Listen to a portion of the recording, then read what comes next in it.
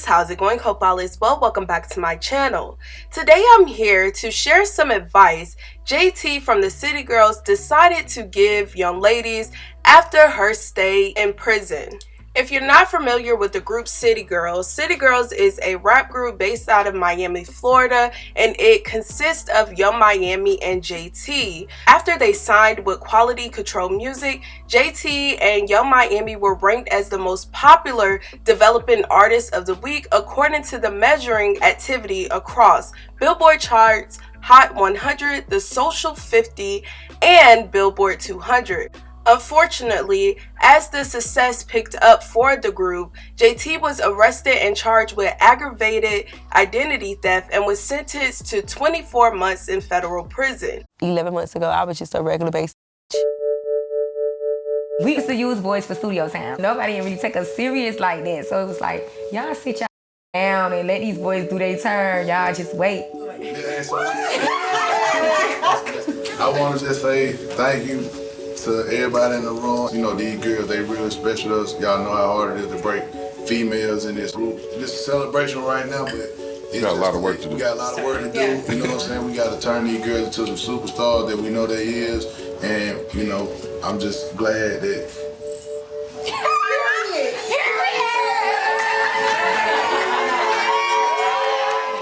I'm so happy at the time I'm supposed to be sad, like good stuff happening, you know? I done been to jail plenty of times, but I never had to really stay. I know I gotta go. I gotta wear my punishment. I should've never did it. Man, the chances where we from is so much slim. It's like, what could you do?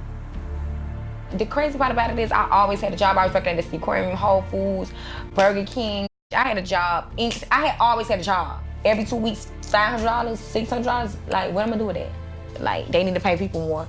And it was like, the rush with scamming was, you gonna get all that stuff that you wanted in a bad way, but you was gonna get it. I can't say what I think she was thinking. She probably just felt like, you know, the song had just dropped. It was doing so good. Like, this is our time, we really about to take off.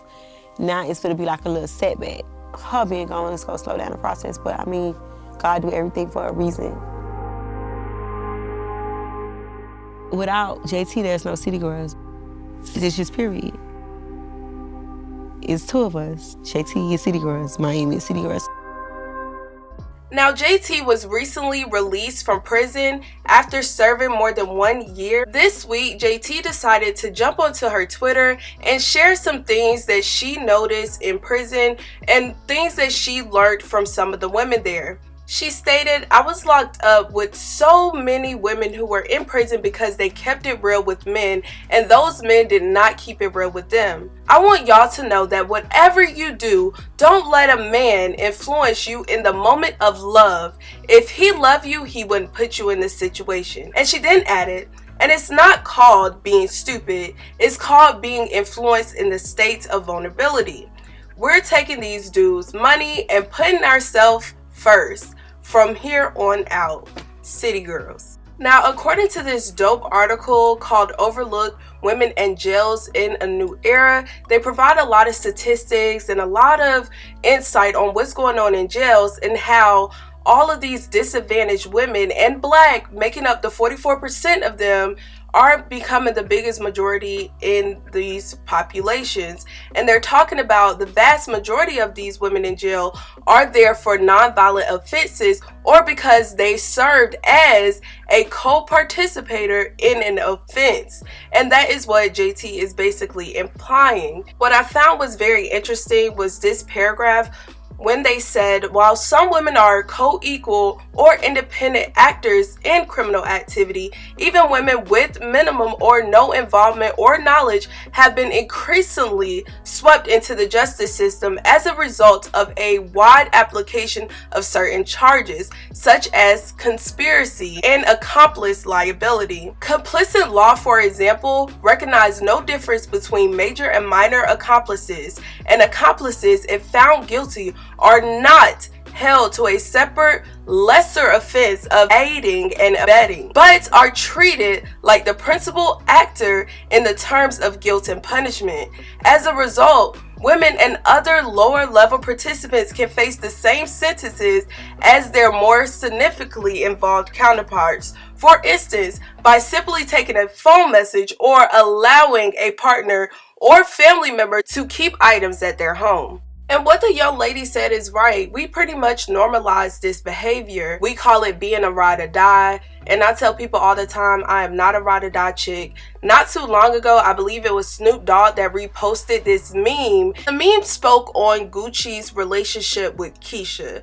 He went through a lot during that relationship, and basically she stayed when he was wild, he was on drugs, cheating, in and out of jail, and basically they were trying to say that Keisha was a rider and she knew who she signed up for, and a lot of people would have left that were in her shoes.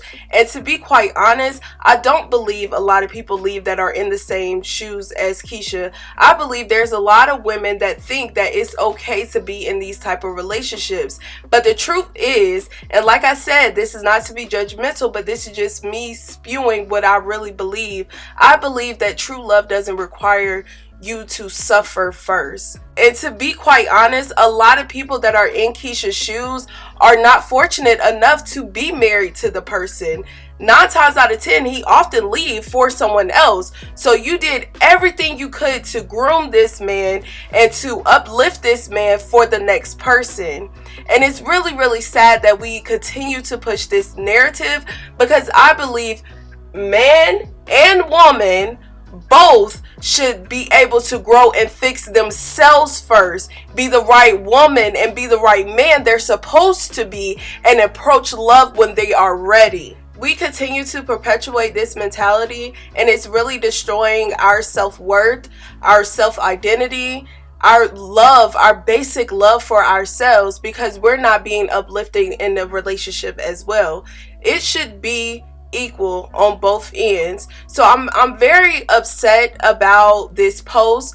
One thing I can say about the whole conversation that JT started on social media, it was needed, and it was great for her to have, being that she has such a young following. So hopefully they're listening, and hopefully they see, learn from their mistakes, learn from what they're telling you, because you don't want to end up in those shoes. It's already bad enough that I was watching TV1 the other day, and it's a series called For My Man, basically about women who would do anything in order to please their man. And 99.9% of them ended up in jail or dead.